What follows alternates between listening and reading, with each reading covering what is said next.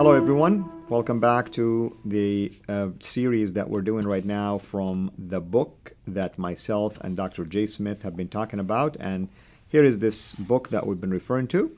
It's the 20 examples of correction in early Quran manuscripts. And of course, as we mentioned, this is our dear brother Daniel Brubaker, who has done his PhD dissertation on the topic. And this is just a sample of some of the corrections that he uncovered as part of his research. And we're not talking only 20 that he came across. At least when he finished his research, it was 800. Now it's in the thousands. And that's why we wanted to take advantage of the fact that his new book is out, and we wanted to promote it for him, encourage all of you to go and get a copy of it and see for yourself some of these issues that we are assessing for you here in the show and criticizing basically the Quranic manuscripts, not the work of Dan, because he is reporting what his findings are. We're trying to do a critical assessment of the Quranic authenticity, accuracy, perfection, and completion based on these discussions. And of course, no better person to do this with me other than my dear brother, Dr. Jay Smith. Jay, welcome back, brother. Al-Fadi, thank you. This has been exciting. We've been having, actually, what we're really looking at is to see if there's any human intervention. Is there any intentional corrections? Have humans actually changed the script, manipulated, accreted it, erased it, in some cases covered it. So these are why Dan really wrote this teaser, and it is a teaser. It's to get people kind of get them ready for what he's really gonna put out, and that will be his tome for not only his doctor, but as you say, now it's in the thousands, and these will continue to accumulate. Now, we stopped with number 13. Now let's go zip right into number 14. That's so let's correct. put that up, and let's look at number 14. And here is an eraser. From the top copy. This is the top copy that the Muslims love the most. This is the one they assume is the standard bearer of all the archaic manuscripts, and we're finding it's not the one you really should have used. Now, this is Surah 4, Ayah 167, and you can see, look at number 1, the green arrow. Take a look at the green arrow, which is right in the middle. And you will see there's an eraser there. Can you see? It's very faint. It's an eraser of the first letter of Allah, okay? There is the Aleph of the first letter of Allah. That's the green arrow. Now come down to number 2, the blue arrow. And here is the second eraser on the next line, which shows the shadow of what was first written. So you can still, it wasn't a very good erasing. They didn't do a very good job, which was Allahi. Good. Which is Allah has already. There's the blue area. So we can actually read it because they just didn't do a good enough job of getting rid of it. And then we jump up to the yellow arrow. That's number 3. The arrow number 3 is another eraser, and this is found on number 10. But we don't know. We haven't really looked into this yet. So we're going to come. That's something that Dan has yet to do. And he realizes there's an awful lot of work to do. So we're getting into thousands now. But what we know, and if you look at the original, what it did say before the erasures was, surely those who disbelieve and hinder from the way of Allah have strayed far into error. Because if they've erased it, it now says, surely those who disbelieve and hinder from the way have strayed far into error. Now, that's odd because that does not correspond with the Hafs 1924 text. Which is the standard text that is used today. They should have kept it as it was. They shouldn't have erased this one. Right. And that's fascinating because most of the ones that we've looked up so far, the first 14 that we've looked at, they have added Allah to it to correspond with the Hafs 1924 text. In this case, they erased it without thinking through, hold on a minute, this now goes away from the text and does them a disfavor. So standardization, what happened to the standardization? It goes out the window. Right. And obviously, this indicates clearly it's a human intervention, lack of communication, and making adjustments for whatever reason. In this case, they shouldn't have. That's right. And I want to just point one thing, and of course it will be studied later. Notice that the verse endings, you can tell clearly that they were added at a later time, or at least they were some writings on top of them, because as you can see right here, it's a strange thing usually to have it done this way. It That's a wasn't- medallion. That's right. Explain It what was- you mean by medallions. I mean, the medallions, by the way, they do verse endings. Sometimes they have a different system. Like every 5 verses, they have one, and every 10, and every 50, and sometimes they go every 100. But those medallions just indicated like here is an end of a package, or of a group of verses. Of an idea. Exactly. Which is fascinating because versification, this is called versification, That's right. is not standard even today. That is correct. There's differences in that as well. When we say Surah 4, Ayah 167, which is on the screen there, and you open up the Quran in your home, if you have it in your home, it may not be at verse 167. It could be verse 166 or 165. You have to sometimes go read 5 verses before and 5 verses after to find out which one you're talking about, because there is still today not even any standardization. The easy thing is look at Warsh and Hafs, and you'll see the difference right there. Okay, let's go on to number 15, and here is another eraser. This is an eraser leaving a gap. This is from Doha. This is the one we looked at, the MIA, and it's Surah 24 or chapter 24, verse 33. Let's start with the green arrow. This is at the end of the line. The green arrow shows where they've erased at the end of the line. And then go down to the blue arrow. That's the next line after it. And there's the beginning of the next line. So the eraser begins the line where the green arrow is and continues where the blue arrow is. And it occurs after the word fadlihi. What's that mean? I mean, His grace, His provisions, His, generosity. Okay, and it goes before aladina. So, That's right. And those who. So you can see that there is something in between fadlihi and wa aladina. We don't know what they are. There's no way to know that because they've erased it. This way, they did a thorough job of erasing it, Right. unlike the one when we looked at number 14, where you could see exactly what they had erased. So here are cases where it's obvious that there was quite a few words that were erased. There was quite a few letters that have been taken out. And now, obviously, it now fits the Hafs 1924 text. Right. Okay, now let's go to number 16, because number 16 is an insertion, and we're moved into the Husayni text. This is the Husayni manuscript, which is in the Cairo Mosque, the Musaf al-Sharif, as it's called. And this Husayni manuscript, Surah 4, Ayah 33. Now, the kana was omitted when this manuscript was first written. However, look and see where the green arrow is. Take a look where the green arrow is, and you'll see only 2 letters, the first 2 letters of kana are there.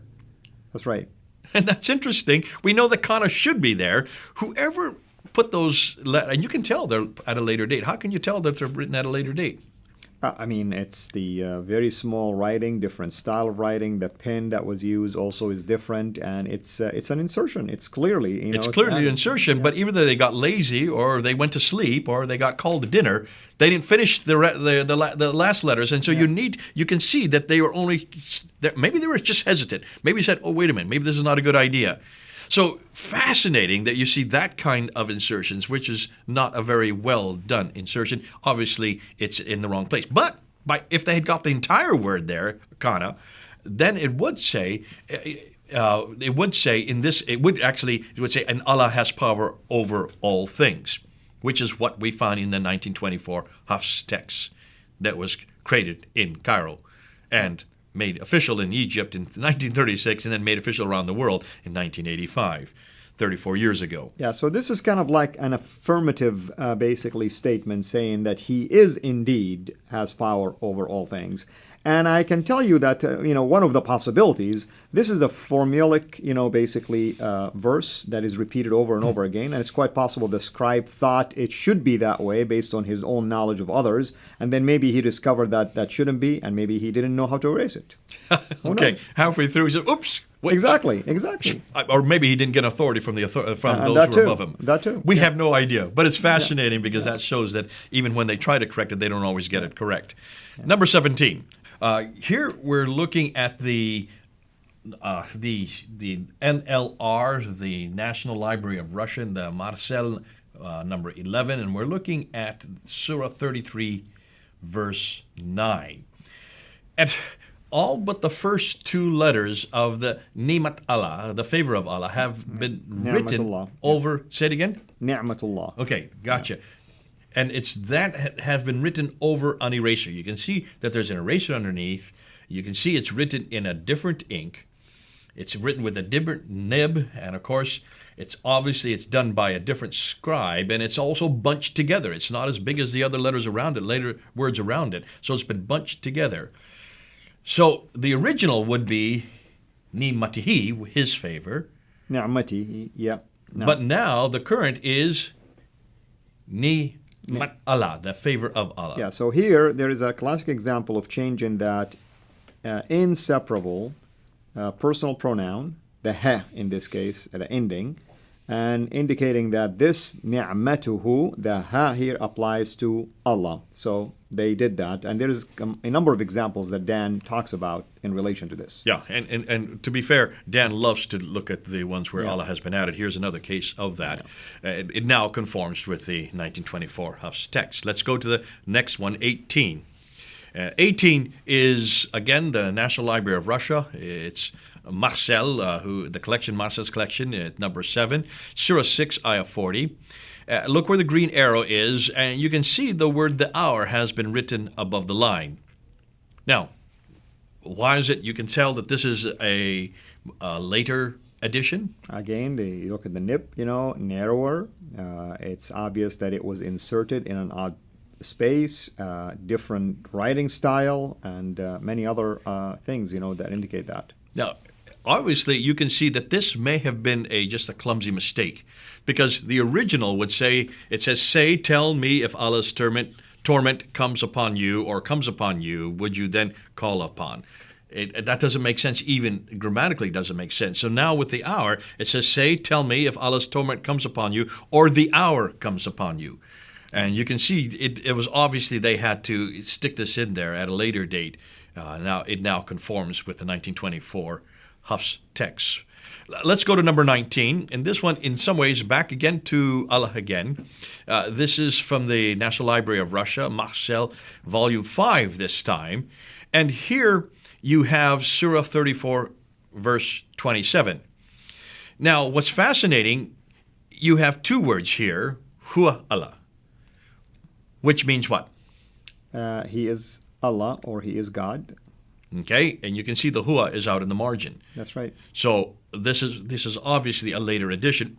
You can see that the text looks different. The scribe, you can tell it's written by a different scribe. In fact, it looks like a rather scratchy writing. It looks like the person was nervous when they wrote it. It's not very smooth like the other letters around it.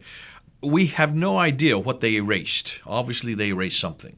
I mean, it could be erased innahu to replace it hu Allah to make it clearer. It's possible. That's a possibility, but we don't know. But something was there that they did not like. Yeah, and obviously, you can see this now, as we've been saying over and over and over again, this now is standardized. This is now conforms it to the canonical text, right. The 1924 Hafs text. That's right. Now, I want to bring in one more before we get to the big one, but that we'll probably do for another episode. Let's just bring number 20, which is the last one he has in his book, sure. Before he gets to the additional one that he has added. And this is an eraser overwritten of nearly a full line. Now we're not just talking a word here, a word there, erasing it was here. Inserted. This is an entire line that has been inserted over a long eraser. This is from the Doha manuscript. Right. And it is Surah chapter 8, verse 3, Surah 8, we want to verse 8. underline it so people can see what we mean. Take a look. Look at that green line that Al-Fadi has just written. That's how much has been erased. That's a huge amount that has been erased. Now, there's no way that we can find out what used to be there. Currently, it now says, and out of what we have provided them, they spend. And you can read it right there in the Arabic. Why don't you read it in Arabic so you can see what they've written over top? Because apparently they wanted to either to add, theologically speaking, something in here, or they wanted to match a current reading, for instance. Well, the reading that I see there is wa mimma razaqnahum.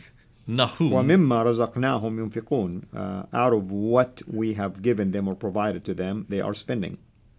And you can also see at the very far left, you can see that the initial alif of the following verse is also added. So that had been missing, or it got erased by accident because they were a little bit too rambunctious.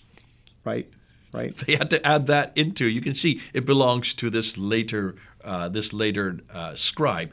and it's the same color and the same the same size That's as right. the I mean, later it's very scribe. clear that the ink is darker, which means it's more fresh, more newer in age than the other ink. We're going to end with that now because the next one, which is one of the most damaging, I would really like to save for another episode. Absolutely, because we want you to take your time, we want to take our time assessing it, and we want our audience to benefit from it. Daniel has done us a great favor, and I love what he has done by starting out with this teaser, by coming out with this book here that we can all now get. Yeah.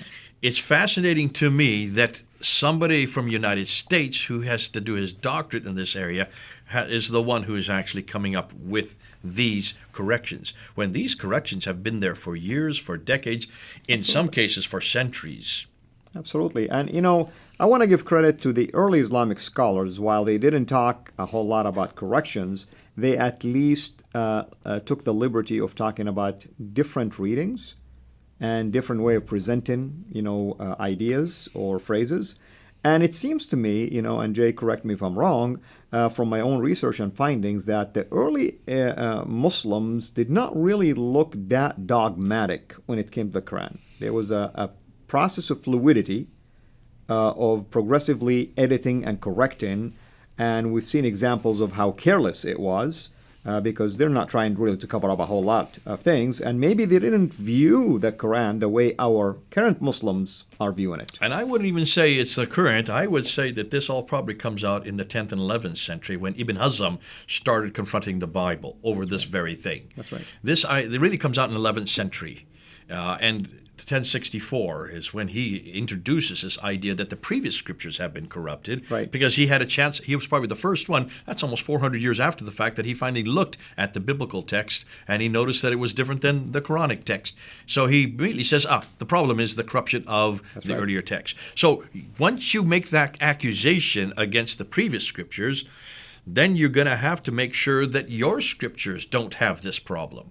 Correct. So now you can understand why this became an apologetic, not just a polemic. The polemic is out there. Once you put the polemic against the others, you're going to have an apologetic against yourself. The earliest scribes didn't have that polemic. The earliest scribes, the ones who are the authors of these manuscripts that we're looking at, all the ones who put these manuscripts together, they just assumed that things would be changing. They just assume that these are things as you find better ones. They just assume as you start bringing other manuscripts and other schools together that they're going to have to make these changes. That's the one theory, and you're bringing it up.